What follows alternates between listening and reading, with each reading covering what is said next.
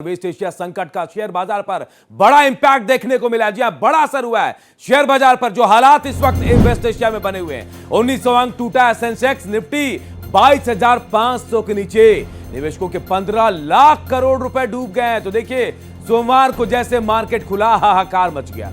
सोने में 12,000 की गिरावट हुई है, चांदी का भाव 31,000 गिरा है। जंग से 24 दिन में सोना 24,000 सस्ता है, तो चांदी भी 65,000 रुपए नीचे आ गई है। तो देखिए, हाहाकार मच गया। बाजार खुलते ही शेयर बाजार में भी हाहाकार मच गया। वेस्ट एशिया का संकट इतना बड़ा कि इसका इंपैक्ट मार्केट में दिख रहा है। 1900 अंक टूटा है सेंसेक्स, जबकि निफ्टी के बारे में भी बताया जा रहा है कि वो 22,500 के नीचे है। जी हां, बहुत नीचे आ गया है।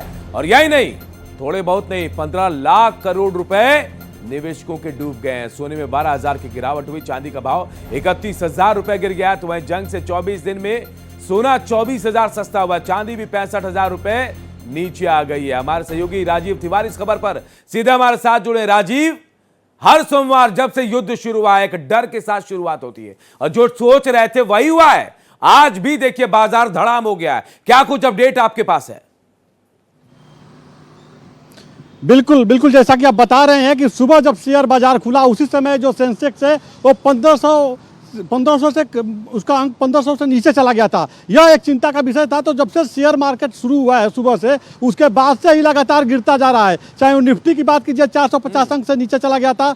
और लगातार जो शेयर बाजार के जो विशेषज्ञ हैं वह चिंता जता रहे हैं कि जो स्थिति बनी हुई है पश्चिम एशिया में, जो युद्ध से जो स्थिति बनी हुई है, कच्चे तेल के भाव में जो इजाफा हुआ है, इसका सीधा असर भारत के शेयर बाजार में देखने को मिल रहा है। यह एक चिंता का विषय है। जो वित्त मंत्री निर्मला सीतारमण है, वो अभी कल जब प्रधानमंत्री के साथ हाई लेवल बैठक चल रही थी, उसमें इस बात को लेकर के उन्होंने चर्चा किया था। अब यह चिंता का विषय है कि जो निवेशक हैं, 15 लाख करोड़ जिनका डूब गया है, और आने वाले समय में यही स्थिति रही तो और भी अधिक नुकसान हो सकता है। शेयर मार्केट के जो विशेषज्ञ वो बता रहे हैं कि और भी ज़्यादा नुकसान हो सकता है। तो इसको लेकर के आने वाले समय में सतर्क रहने की जरूरत है, जैसा कि विशेषज्ञ बता रहे हैं। कुल मिलाकर के देखा जाए तो जो युद्ध चल रहा है, जो अमेरिका का, इजराइल का और ईरान का जो राजनयिक स्टेटमेंट आ रहा है युद्ध को लेकर के, वह कहीं ना कहीं बड़ा चिंता है भारत के बाजारों में। क्योंकि जैसे जैसे कच्चे तेल का भाव बढ़ेगा, महंगाई बढ़ेगी, शेयर मार्केट की स्थिति बिगड़ती जाएगी। तो इसको लेकर के सरकार नज़र तो बनाई हुई है, लेकिन क्या रोड मैप तैयार करती है यह भी देखना होगा। जी राजीव, देखिए, पिछले हफ्ते हमने बहुत संभलने की कोशिश की थी। पिछले हफ्ते सोमवार का दिन याद होगा आपको, उस समय भी बिल्कुल यही हालात थे, सब कुछ नीचे, डाउन धड़ाम, मार्केट नीचे जा रहा था। लेकिन हालात बीच में ठीक हुए थे, लेकिन अब एक बार फिर यही स्थिति आ गई है। या अगले सोमवार हम कहें और भी खराब स्थिति होगी। तो बचने के लिए कोई बातचीत या फिर इससे सावधान सतर्क कैसे रहा जाए? बिल्कुल, देखिए, आज प्रधानमंत्री नरेंद्र मोदी ने पार्लियामेंट में जो अपना स्टेटमेंट दिया है, उसमें सीधे तौर पर उन्होंने इस बात को भी रखा है कि विदेश मंत्री लगातार संपर्क में है। ईरान के जो विदेश मंत्री हैं उनसे वार्ता चल रही है, और भी देशों के जो विदेश मंत्री उनसे वार्ता चल रही है। खुद प्रधानमंत्री भी वार्ता कर चुके हैं ईरान के राष्ट्राध्यक्ष से।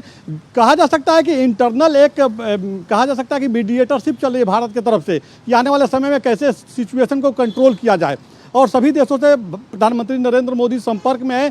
कुल मिलाकर के देखिए, भारत में जो स्थिति बिगड़ती जा रही है, इसको लेकर चिंता जताया जा रहा है। हालांकि प्रधानमंत्री की तरफ से कहा जा रहा है कि सिचुएशन को बिगड़ने नहीं दिया जाएगा, लेकिन जो हालात बने हुए हैं, देखिए, सबसे बड़ी बात यह है कि जो कच्चे तेल का भाव बढ़ रहा है, अभी भी देश में एलपीजी की जो स्थिति बनी हुई है, जिस पर सभी लोग चिंता जता रहे हैं। सरकार की तरफ से कहा जा रहा है कि हम व्यवस्था कर रहे हैं, आने वाले समय में दिक्कत नहीं आएगी। लेकिन जो हकीकत है, जो धरातल पर जो देखने को मिल रहा है, उससे कहीं ना ये पता चल रहा है कि आने वाले समय में संकट बन सकती है। और देखिए, बड़ी बात यह भी है कि सोना चांदी को लेकर के भारत में सबसे ज्यादा जो आभूषणों का डिमांड रहता है, सोना चांदी में जो इजाफा हुआ था युद्ध के पहले, जो है 1,59,000 प्रति 10 ग्राम था, उसमें भी थोड़ा गिरावट हुआ है। लेकिन डॉलर के मुकाबले जो रुपये में जो गिरावट आई है, ये सब तमाम जो चीज़ें हो रही हैं, ये चिंता का विषय बनता जा रहा है। और बिल्कुल आपने सही कहा कि अगर अगले सोमवार को जब शेयर बाजार खुलेगा और इसी तरह की स्थिति देखने को मिलेगी, तो कहीं ना कहीं यह बहुत बड़ी चुनौती बन जाएगी आने वाले समय में देश की जनता के लिए, खास करके राजीव। देखिए, निफ्टी की बात, सेंसेक्स की बात तो है, वो तो धड़ाम है, नीचे गिर रहा है, नीचे से शुरुआत है। कई सारे शेयर ऐसे हैं जो रेड लाइन से शुरू हो रहे हैं, ओपनिंग रेड लाइन से शुरू हो रही है। ये भी चिंता वाली बात है। लेकिन कहते हैं ना, आपदा में अवसर है। सोने चांदी की बात कर ले, जिनका रेट फिलहाल गिर रहा है। पिछले हफ्ते 2-3 एक आध महीने में आपने देखा कैसे भाग रहे थे, बिल्कुल रॉकेट हो गया था सोना चांदी ऐसे भाग रहे थे, लेकिन आपदा में अवसर बहुत लोग जिनकी परचेजिंग कैपेसिटी अच्छी है वो कम होने पर खरीदारी भी करते हैं। क्या उससे बैलेंस बन सकता है? बिल्कुल, देखिए यह तो कहा जा सकता है कि देखिए सबसे बड़ी बात है कि जो यह स्थिति जो बिगड़ रही है, जो कच्चे तेल का भाव बढ़ रहा है, तो सामान्य सी बात है जब भी ट्रांसपोर्टेशन वाले, जब भी डीजल पेट्रोल के भाव बढ़ते हैं तो इसका सीधा असर रोज़मर्रा की जो चीज़ें हैं, चाहे वो दूध दही साग सब्जी, इस पर पड़ता है, महंगाई में इजाफा हो जाता है। तो जो मिडिल क्लास है, जो लोअर मिडिल क्लास है, उनके ऊपर इसकी मार पड़ेगी। जो पैसे वाले लोग हैं, बिल्कुल आपने उनके लिए आपदा में अवसर का संयोग बना हुआ है कि जो पैसे वाले लोग हैं वो सोने चांदी में अपना निवेश करेंगे, शेयर बाजार में निवेश करने के बजाय सोना चांदी खरीद कर रख लेंगे। आने वाले समय में इसमें इंक्रीज होगा, इसमें दो राय नहीं है। लेकिन जो सामान्य आदमी है, जो रोज कमाने खाने वाला आदमी है, वो इसकी मार, जो महंगाई की जो मार होगी उसके ऊपर पड़ेगी। यह चिंता का विषय बना हुआ है। जी बिल्कुल राजीव, आप नजर बनाए रखिए, क्योंकि 15 लाख करोड़ रुपए डूबना आसान बिल्कुल आम बात नहीं है। और ऐसे में बहुत सारे लोग अभी भी सर पकड़कर बैठे होंगे कि उनका पैसा आखिर कैसे बैकअप में आएगा, कैसे इससे उभरेंगे। बहुत बहुत शुक्रिया आपका राजीव, तमाम जानकारी के लिए।